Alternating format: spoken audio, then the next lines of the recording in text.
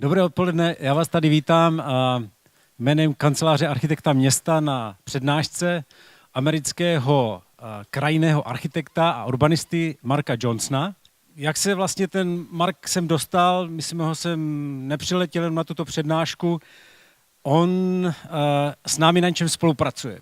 Já vám místo, abych mluvil o Markovi, protože on vlastně bude pak sám prezentovat nebo své projekty, tak řeknu, jak se vlastně americký architekt, urbanista, landscape architekt dostal až z Denveru do Brna. Loni na podzim přišlo za městem a tím pádem i za naší kanceláří investor Carlin Development, kterému patří, my tomu říkáme 2 bloky v jižním centru.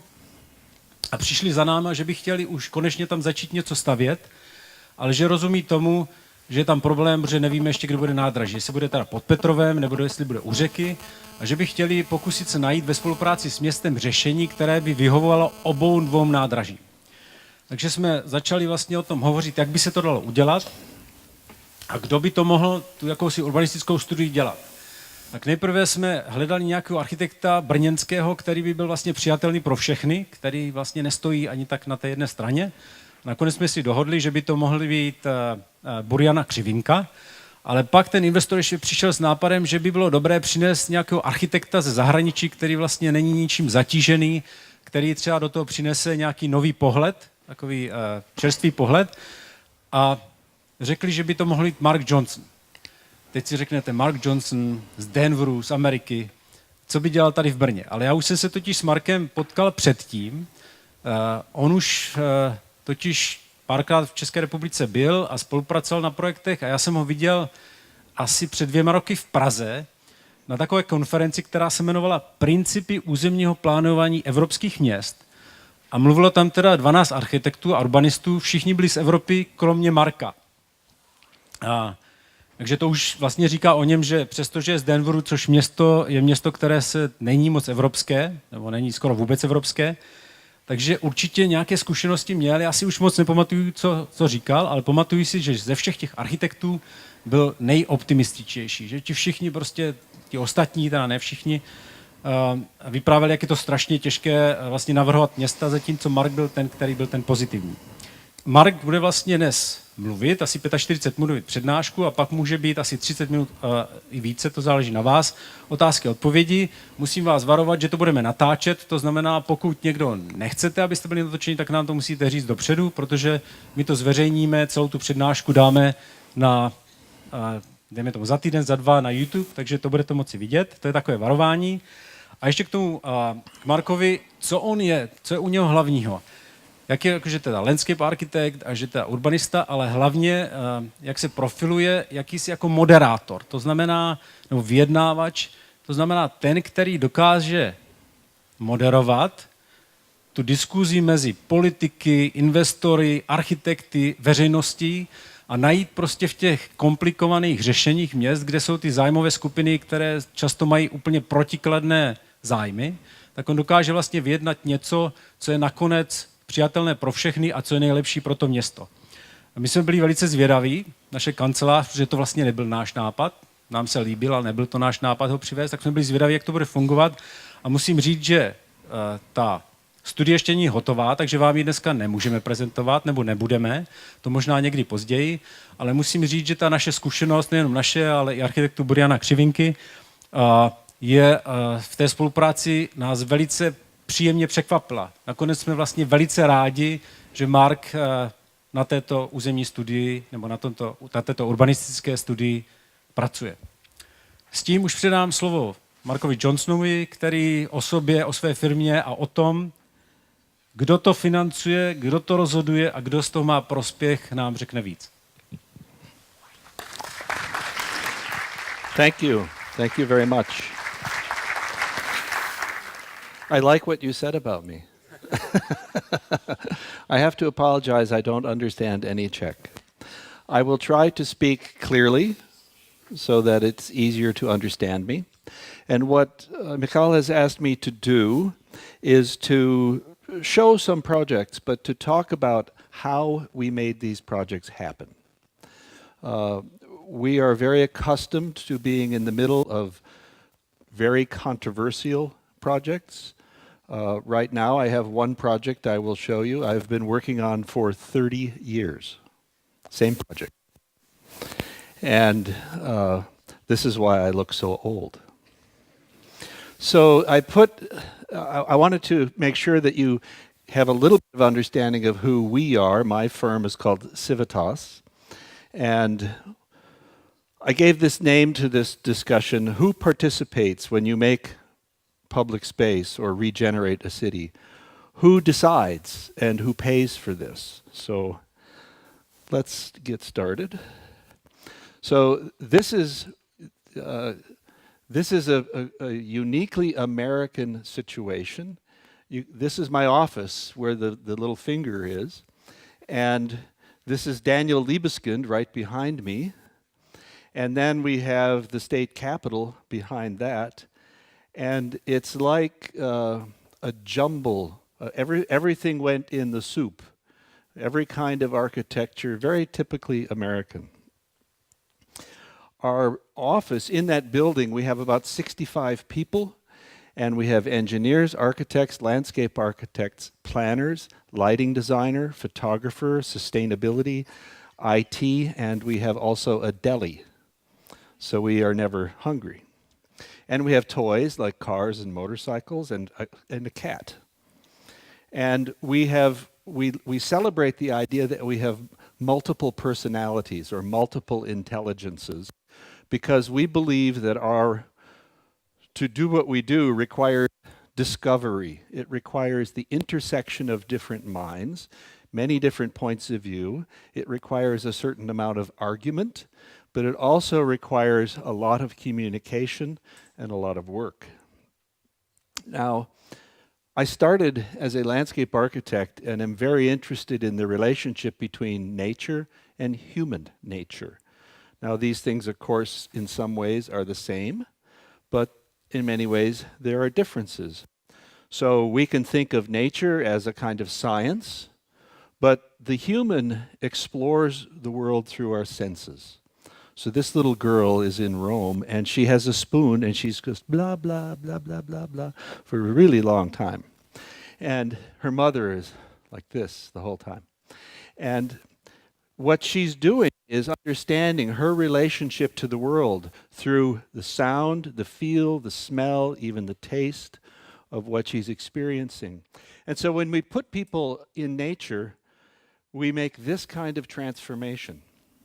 This is Manhattan, and we have one very complicated system on the left, and now we have a different very complicated system on the right. And of course, some people like this one, and some people like this one. But this one is not the right answer. Because what we are doing badly in most cities is bringing nature into cities. We generally are dividing things. So we have found in our practice that there's this long history of how we make cities. In very old days, we would cut down the forest and put the city in the middle. And then in later days, we cut down the city and put the forest in the middle.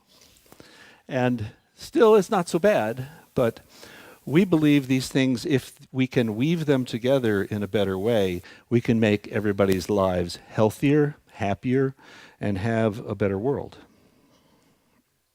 Now, we are deep students of cities. And what I want you to think about as we go through these different projects is the many, many traditions of city making and what are the different reasons that we make cities in different ways. So this is Beijing, the Forbidden City. And this is about an emperor sitting on an axis that goes from the middle, the axis mundi, from the middle of the earth to God. And everything is controlled by the emperor and organized around the emperor. And this one, also in Asia, depicts how the inside of the city is safe and the outside maybe is not so safe. So you have this big gate so you can defend yourself. Or this one, a typical Middle Eastern city where the inside of the city is seen as more sacred and the world around is more profane. So the marketplace is not in the city, it's next to the city. I worked for many years in Jerusalem, And still today in Jerusalem, the markets are at the outside the city wall, even at this time. It's pretty amazing.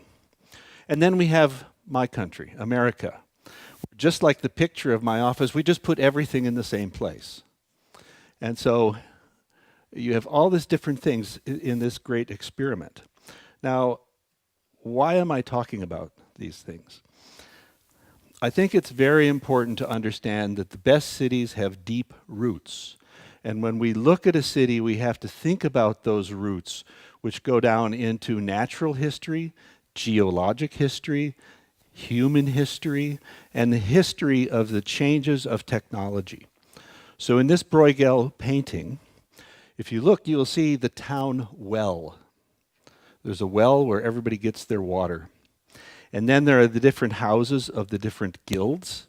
And what you have is people have settled where there's water, land where they can grow vegetables and support their animals. They start to have different professions based on what they're good at. So you have somebody makes shoes, somebody's the butcher, somebody's the farmer, somebody is the mayor, etc. It's an organic relationship of a kind of technology where people are just working with their hands, they have simple tools, and they make a very simple city. When you take that kind of city, which I'll just continue to call an organic city, this is Boston in Massachusetts. I lived here many years also. I went to school here. Boston is only 400 years old, but what I want you to see is there are deep patterns in how this city grew. And as we look at each new place, we have to understand those patterns to understand how we can make a successful future. So I refer to this as the eco-structure of place. This is the Boston Harbor. It's a very deep harbor, so big ships can come into this harbor. And if you look, you can see the city in the middle at the top. Originally, Boston was a peninsula. It was a big hill coming out of the water, almost an island. And what the Pilgrims did is they built what's called Long Wharf, so a big wharf that goes out into the sea, so the ships can come from the old world. And on the top of the hill where the red circle is, they put the State House, or the center of government. And that's because you can't put the ship on the top of the hill, and you can't put the government out in the water. So even at that simple level, the ecological structure of the place determines how people interact with it. Here's the same thing. It's upside down. The State House is on the very top of the hill, and the wharf is in the water, and State Street connects them. And very quickly, a financial district, the district for business, emerges between the merchants and the goods at the water and the politicians on the top of the hill. And that quickly sets up a structure for a city. And here you see we're adding what's called the Boston Common, or the big park. And it's on the south side of the hill because they put their cows in the park. And of course, they're not stupid. They don't put the cows on the snow side. They put it on the sunny side. So again, the ecology is dictating how this city begins. And these are new pictures. So there is the State House, and in the distance you can see Long Wharf. These things do not change. So 400 years later, the pattern of the city of Boston is the same as it was determined the very first year that people settled there. That's a powerful statement. The common has become the crossroads of the city. And look at all of those walkways. It's almost crazy. But it tells you that the common is in the right place because it is the place for social intersection, for transaction, for gathering, and it has become, through the process of veneration, the most important place in the city. And when you look at Boston today, you see the common in the middle. You'll see the skyscrapers are in the financial district, and the brick houses are on Beacon Hill. And then you see the straight line going down the bottom. That's Commonwealth Avenue that was extended. This pattern was extended by design down to a river. And what I want you to recognize is nobody will ever put a skyscraper where the little houses are, and nobody will ever put a little house where the skyscrapers are. So those patterns have been fixed for 400 years, and they won't change in the next 400 years. So this is the little river that straight line connects to. And Olmsted took this and he expanded the green space of the city to make a new heart for the city, so the city could grow around a little river with lots of green. So the creation of the city initially has to do with the ecology, but then design starts to extend it as the city becomes larger and more complex. You can see it in the distance there. Now, technology changes, and changes in technology change the economy, and changes in the economy change how people work or live and where they want to be. So the structure of the city doesn't change, but the buildings change. Buildings get taller, one comes down, even bigger one gets up, and so on and so forth, so that over time, the framework of the city is very stable, and the buildings are what change. Now, in the 20th century, around the world, cities were built around the idea of transportation. This is Dubai and Le Corbusier, of course. The cities that are built on a theory of transportation generally do not work very well for people because they're designed around how people move. And I don't know if you've been to Dubai. It is very, very difficult to walk from one end to the other. So we need to think about how human systems and people are at the foundation of making our cities good, healthy, and sustainable. And that means that we need to build cities from the ground up and not the top down. And I really do mean from understanding the ground and the people that live there. So now I'll talk about maybe 10 projects. And you will see the project, but I want to emphasize the people that were involved and how we kind of wove our way through the projects and the projects go from this one is the simplest and the last one is the most complicated. So this one was not terribly political. This is Denver, where I live. And Denver started at the river, and the circle is the state capital. So it's just like Boston. You have the water and the top of the hill. And the white line was the main street. 50 years later, you can't see the river, but the river is on the left, and you see all the trains. And the train station is on the right. And this massive number of tracks, something like 25 different tracks, mostly freight trains, disconnected the heart of the city from the river and the heart of the city from the other side of the river. And just to give you a sense, this is how many train tracks there were, and this is only 1960. Time to replace your system. The one I like is your battery is fully charged, that one that comes up. Always makes you feel good. And then in 1986, there was a plan for these train yards to move all the trains and do something else. And so you can see it's a simple block. It says Commons Park. The train station is at the end of that axis where you see that kind of oval that comes. That's the old train station. And now I'm going to stop before I show you the project and tell you who was involved. So there was a plan in 1986, another one in 1991, and we did this plan with 5 neighborhood organizations.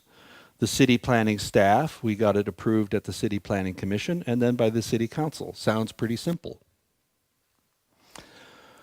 We then did a vision plan, which is this drawing below, which we worked directly with the neighborhood organizations, but also the business organization for downtown.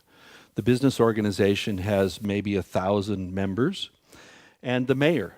No city council. We just went more to the people and to business to talk about what to do with this district. We made a master plan, which then included the neighborhoods, but now special stakeholders, everybody that owned property, the people who owned the railroad, the people who were interested in the environment of the river, the people who were interested in homes. Then an agency task force. These are the people from the different agencies, the engineer, etc. we had many open public meetings. 200 people come to a meeting and talk, and then we get it approved. Now, how is it paid for? How it's paid for is very interesting. It says private investor guarantee land credit. So we got a letter of credit for $8 million from a very wealthy man as insurance for the city to buy the land. We borrowed $16 million. We sold $8 million worth of bonds on Wall Street. We sold other public assets, part of a ski resort, for $6 million. We have a lottery, and we got $2 million from the lottery. And then because of the lottery, we had to put a restrictive easement on the property to prove that nobody would ever build a building there. So it might sound complicated, but this one is really very simple. So this is what the site looked like. This is a very simplistic drawing that we did to help people have an idea that if you make a park and you make new streets, it could be rebuilt. So again, the area with the color, you see the train station is a little bit yellow. So that was where all the trains were. Then we called attention to how we needed to connect it all the way back to the Capitol building to restore that original linkage. We rebuilt 2 kilometers of the river for habitat. And then we moved the trains, moved all the trains, so the trains are in the middle. And then we started building bridges to connect the neighborhood together. So every building if you see the tall white building, that is an old building, but everything in front of it is new since this plan. And here it is today. So you can see the river in the middle, the green park, and all of the buildings on the right are new since 2003. Almost 4 million square feet of new buildings, or what's that, 400,000 square meters in round numbers, of new buildings in the last 15 years. And you can see how it steps down in the residences by the river and the park, and the businesses are behind. If you know where to look, you can see the railroad track. And here you're looking from above the park back to the older part of the city. So all of that in the foreground is brand new. And so this is how it looks today. Shift to Canada. This is Calgary, Alberta, which is a city of about 2 million people. And you'll see the city, the green space, the river, and then there's the woods. And the woods are an island. We were hired by a group called the Calgary Municipal Land Corporation. Now, this is a group that was set up by the city council. It's chartered, it's a corporation, it is for profit, so it's just a developer, but they only have one shareholder, and that shareholder is the city of Calgary. So it's an unusual kind of authority because in every way they are a private business except they're owned by the city.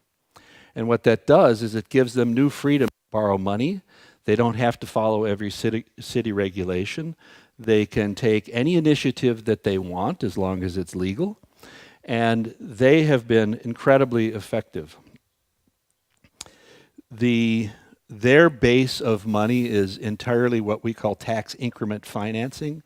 And they have about $800 million of tax increment financing. And what that means is you could see the land was empty when they started, so there was almost no taxes coming from the land to the city.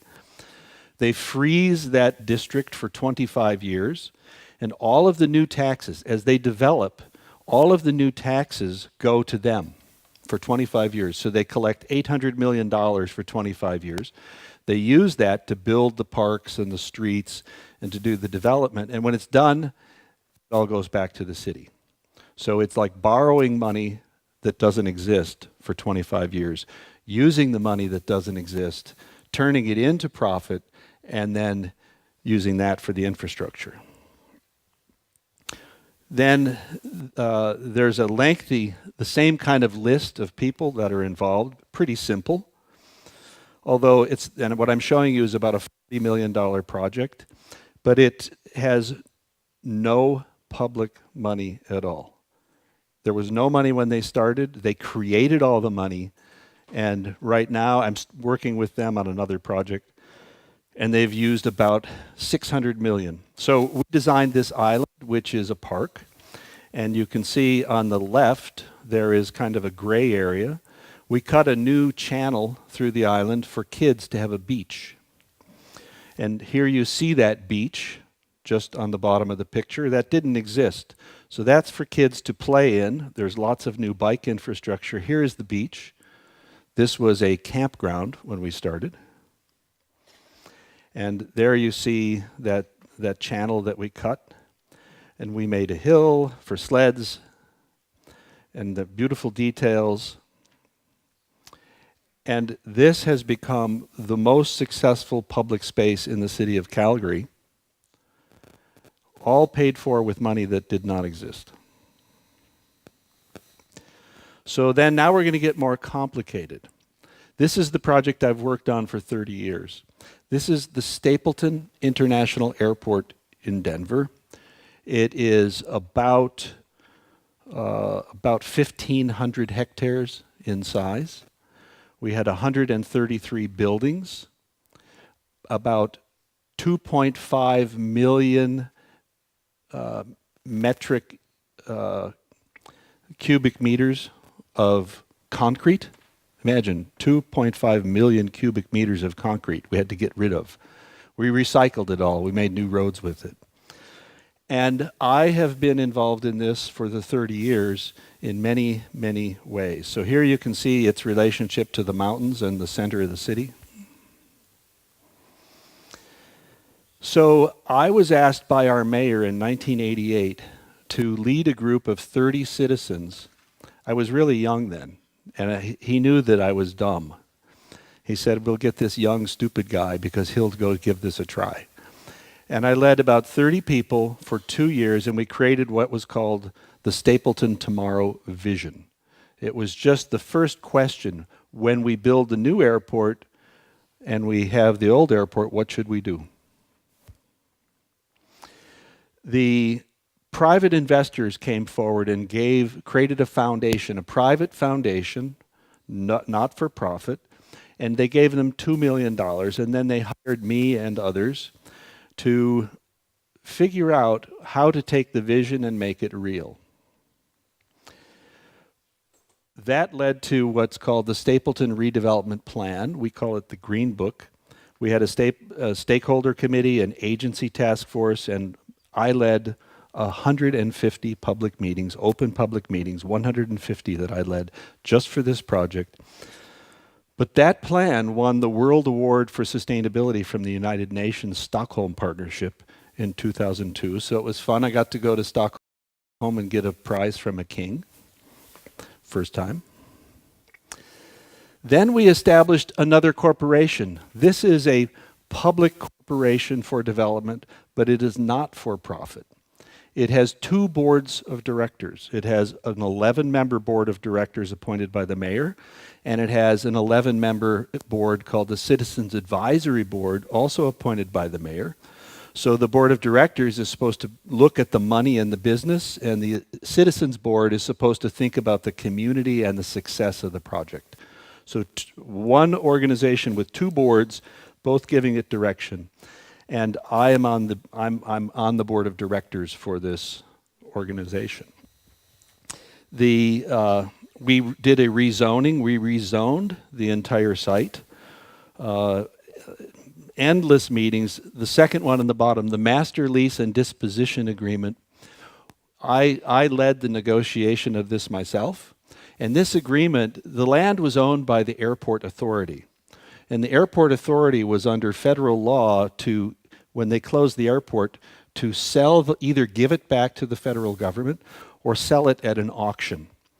Now, if we sold it at an auction, it would have become warehouses for trucks because of its location.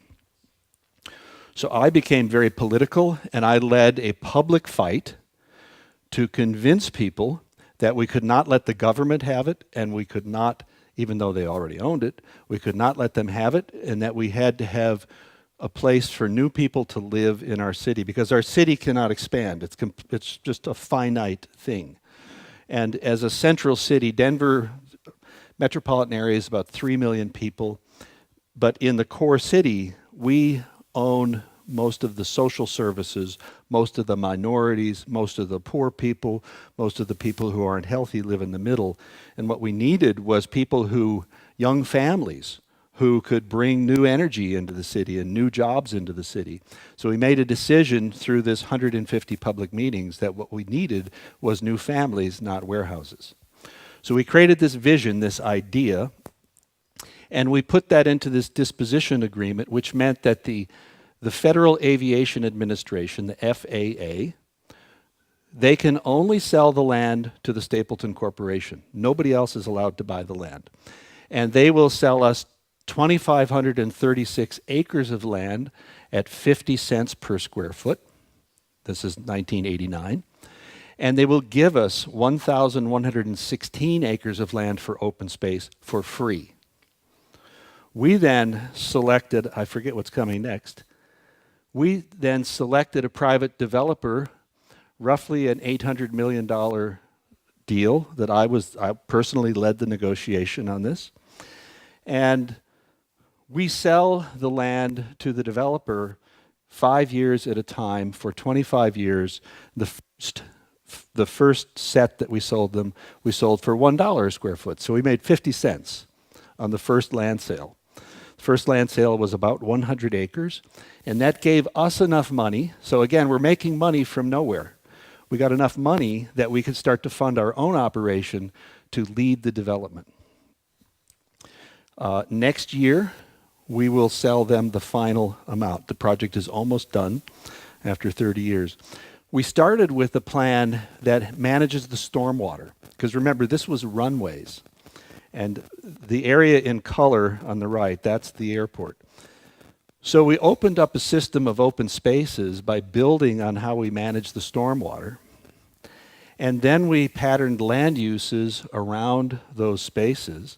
And then we dug into detail as to how to actually move that water to create open space and make new habitat and recreation. And then we started building it. This is the same, right? This one is that one. And we have now built about 800 acres of this open space. We have 30,000 people who live here today. You can see the control tower as airport, and now, believe it or not, the control tower is it's basically a big sports bar. Because at the bottom of the tower was a building where the controller actually sat, we turned that into a sports bar, and it's really very popular. The line that you see on the right was a runway, exactly where the runway is, runway 8 right. And you'll also see, I could talk about this project for hours, but there are an amazing number of ideas and things that we did here to make this socially, economically, energy and environmentally sustainable. This is a very mixed community from people who make 25% of average median income to people who make 300% of average median income, all living close together and able to walk to each other's homes. This was a pipe underneath a runway. This was a runway that was 16,000 feet long. Okay, so that's about maybe 4,500 meters long, the runway. And this little creek was underneath. So we removed the runway and we restored the creek. Today we are working on the last 300 acres, and these are new design plans for what we're doing in the north. And we continue to have public meetings and stakeholder meetings and agency meetings and so on as we build this out. Now, even more complicated. So that one was pretty complicated. The National Western Center this is also in Denver. This is the National Western Stock Show. This is the cowboy show where they trade cattle, horses, sheep, goats every year for 113 years in the same place. And they get about 2 million people come every year. They have an event that lasts 10 days, big rodeo. 2 million people come. We put together a coalition to expand this center from 130 acres to 300 acres with all new facilities. So it includes the City of Denver, the Museum of Nature and Science, the National Western Stock Show, those are the real cowboys and the ranchers, History Colorado, which is our history museum, and that ram on the bottom, the sheep on the bottom, is Colorado State University, which is a very important college of agriculture and agricultural research. And the idea that we've brought together is to create a global center for the nexus of agriculture, education, and technology to advance food security globally by bringing these different entities that are all involved in food together. So this just talks about all the patents that are there. These are just kind of marketing statements. This is what it looked like. It was the stockyards.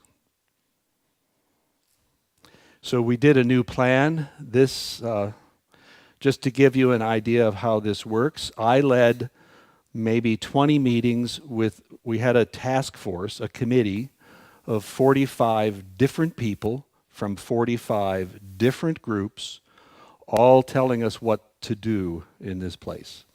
And over a 5-year period, we created alignment with those people, so they accepted this vision, which has been fully approved now all the way to the state. It has these big ideas. It wants to be net zero. It wants to restore the river, wants to be about education, partner with federal agencies. NREL is the National Renewable Energy Laboratory. And so it's all about the future, but it's not just real. This is our mayor, and you can tell which guy is the cowboy, right? And he only uses 3 words at one time. He never has a whole sentence. Might do that. Not gonna happen. That's how he talks. It's really true, just like John Wayne. But now, with if you look at it today, within 1 year after getting this plan approved, we have received $800 million worth of commitments to build this. And the reason it happened so fast is we took the 5 years to work with all 45 people and all those organizations to find a vision and a physical plan that worked for everybody. Now, if it only worked for 20 people, it might have cost $400 million. This is always true. The more people you involve, the more expensive it gets, always. And so it's a beautiful book and beautiful plan. These are just the pretty pictures. You get the idea. So now, because the cowboys like me, the next group of cowboys liked me. So this is the Calgary Stampede in Calgary, Alberta. This is the biggest Western event in the world. It's unbelievable. They have 2 million people come in 1 week to watch this. And they are also on the same site with the Calgary Flames, which is the National Hockey League team. And so let's just be really clear. The Calgary Stampede, the person on the horse, that's a board of directors of 25 people, most of whom are worth at least $100 million, and there are several billionaires on that board. And the Calgary Flames is owned by 1 billionaire. So just think of the kind of ego that you have when you try and bring these people together. It's not easy. This is what the site looks like. So you see the river, and you see the big arena. That's for the chuck wagon races and the grandstand. You see downtown. There are 405 acres of land here, some of which has to remain for the Stampede. We have to find a new place for the hockey team because the old arena is terrible. And so I've been leading 18 stakeholders for 2 years now in this process. Again, it's the same, it's a variation on the client. The client is the Calgary Municipal Land Corporation, but it's also the Calgary Stampede, and it's also the Calgary Sports and Entertainment Corporation. That's the hockey team. That's the Flames. So I have 3 clients that they're all paying me. They send the check to one, they send the check to me, and I have to satisfy all 3 of these clients. And we are working on this master plan, and you can see, again, the many different agencies. There's a new tram line. The green line is not constructed. We spent 6 months just getting agreement on where the tram line would be and where the station would be. We spent 6 months just deciding how we could put new streets through the district because today it's very disconnected. Then we started focusing on open space and creating a core. So there's a center in the red circle at the top and one at the bottom. And then how we might build out the blocks and the open spaces. And then we built every lot, every block with numbers. So there's a whole package of numbers that go along with this. These are, by the way, these are in progress. So this is not presentation drawing. This is where we are at today. And I was there on Wednesday last week, and we are moving towards very strong agreement. We hope to have this plan approved by December. But it's been extremely difficult because during the elections, the guy that owns the hockey team decided that he hated the mayor, so he ran a different candidate for the mayor. And that made the Stampede mad, so they ran a different candidate for the mayor. So my 3 clients are all fighting each other in the newspaper and on the television while I'm trying to keep them together. But it's okay. They like the plan. So again, you get the idea, and just the idea, lots of numbers. So now even a little more complicated. This is the North Embarcadero in San Diego, and you can see what it looked like. There are 3 berths or 3 wharfs for cruise ships, plus the United States Navy. So my client here is the city of San Diego, the Port District of San Diego, and the San Diego Redevelopment Authority. They formed something called a Joint Powers Authority. So it's something that in the United States, you can have a contract between 3 governments. You send it to the state has to vote and agree on what the powers are. So now my client is one client with 3 parts. So every time I have to make a presentation, I have to go first to the Joint Powers Board, then to the City Council Board, then to the Port Authority Board, then to the Redevelopment Agency Board, and then this one doesn't like it, so I have to go back to the Joint Powers Authority, then back to the City Council. So it's like, I always tell people, it's like Henry Kissinger, just back and forth. Then these are the stakeholders, the Navy, Coast Guard, the California Coastal Commission, the Port Tenants Association, the Downtown Residents Organization, Navy Broadway Coalition, those are the people that don't like what we're doing, and Citizens Coordinate for Century 3. Now you'll see it on the right-hand side, I have put my little justice balance. This project, we have been sued to stop our project 7 times in 5 years by the 2 people on the bottom, the Navy Broadway Coalition. But because we worked for so long, took me 7 years from start to finish to build this. These are the design drawings, and we just worked with those people, and we worked with the judges, and we worked with the Coastal Commission until we got everyone in agreement, and we built it. It's a $42 million project. These are really fun light fixtures we designed for the street that approaches it. We worked with artists on building these pavilions. There are many sustainability features. You can see it's right at the edge of the working waterfront. And it's beautiful. And this has become the tourist destination for San Diego. So that's 7 years of effort and a lot of lawsuits. Now the last one and the most complicated one. This is the Los Angeles River. It is 51 miles long. It is divided into these 3 different geographic areas. At one time, Los Angeles looked like this. Today it looks like this. It is the most complicated city in the world. It's really exciting, it's really fun, and it's very difficult. So you have every kind of people who express everything they want all the time, whenever they want, and they all have their little communities. But here is the river, and you can see on the left, you see these 2 pictures from the floods. This is 1934. And you'll see the river in the blue line and the yellow area. And if you look at the grid behind the yellow area, you can see how it's completely disconnected. The reason it's disconnected is that the floods made it undesirable to build buildings there. So the river represented a missing link in the city. So the Army Corps of Engineers turned it into a concrete river to protect the city from floods.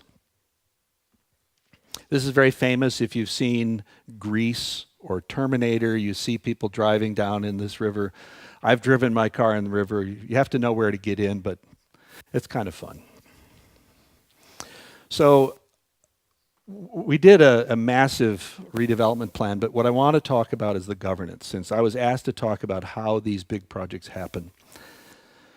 So here is the river channel, and you can see the water is on the bottom, the concrete is the slope on the side, and the city is the flat part. The river is a right of way. So between the two arrows is the right of way. The Army Corps of Engineers owns nothing, but they control the flood protection and the rate at which the water is let out of the dams that are in the mountains. The county owns the concrete, just the concrete. And the city owns the water and a little bit of the land. So think about it. The federal government sets the rules, the county owns it, the city owns the water. And this is how it's maintained. Look how crazy this is. On the left, the county maintains, the Army Corps maintains, then the county maintains, then the Army Corps maintains. They're all mixed up. And this is the ownership. Each of those colors represent private property. So the river is actually private property. The river is an easement that travels across, a public use easement that travels across. So now, the river does not own its own water, it does not own its own land, it does not own its own banks, and it's all inside a fence because nobody wants to really take care of it. These are the agencies that have rights: the Planning Department, Engineering, Parks, Water and Power, Building Safety, Transportation, and the Redevelopment Authority. These are just the primary agencies. And what we did here, I personally wrote the governance recommendations. This report, I did an analysis of 50 different governance organizations across North America. And these were the final alternatives for how we might organize it. And what we did was we recommended and actually created 3 new entities to manage the river. A Joint Powers Authority, which is a combination of the city, the county, and the Army Corps of Engineers. Their job is to get the money from the federal government to reconstruct the river to make it green again. The whole idea is to make the river green. Then we established a public, not-for-profit revitalization corporation whose job it is to do what we did at Stapleton, the airport, to build projects along the river. Because think of it this way, the river today is the back of the entire city. And we need to turn it into the front of the city so it's an amenity, a recreation corridor, a habitat corridor, and a benefit, because today it's not a benefit. The river has depressed the value of land throughout its length, and now with this it will change that. And the third is a foundation, a private foundation whose job it is to raise money to supplement the work of the other 2 for issues of sustainability, workforce development, capacity building in the local neighborhoods and communities, youth education, sustainability, additional water quality improvements. There's a long list.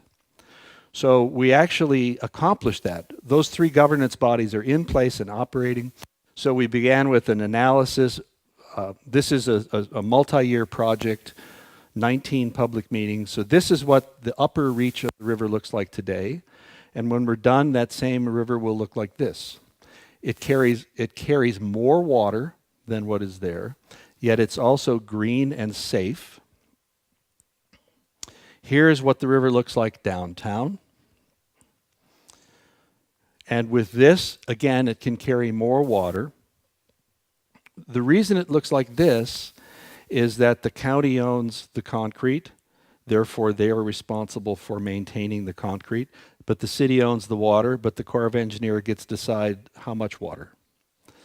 And if you just look at the sides of the slope, in this picture, the slopes have gone down. And what that means is on this terrace, if you look on the left where the people are sitting on that terrace, that is approximately the level where the river floods every 50 years.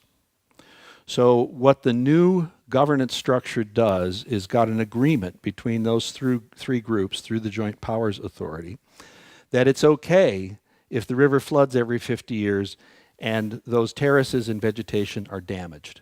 That the Joint Powers Authority has agreed they will come in and make the repairs whenever it floods to that level, so that the river can become safe and accessible and start to become green again, but still offers the same level of flood protection. So the point is, this river was designed by the Army Corps of Engineers because of one problem, a flood.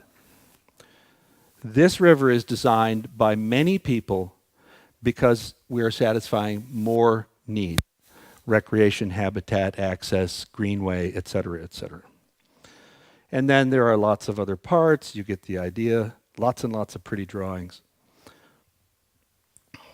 And then only two more things. Here in Brno, we are just beginning to work with COM and the city on this district that you see south of the train station, using the same method that I'm talking about. Is how do we weave the city back together in this big open space? How do we bring parks and open space into that? How do we maximize connectivity and mobility? And what does that mean for how we develop land use within this precinct? So I think I'm going to stop. I'm going to ask you to play a video. There's a little video of a project that we did in Edmonton, Alberta.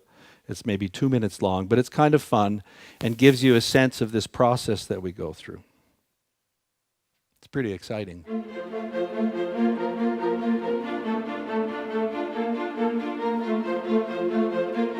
This is redevelopment of the old airport in the middle of the city. And so we made this little video to make it easy for people to see how we think about planning the city.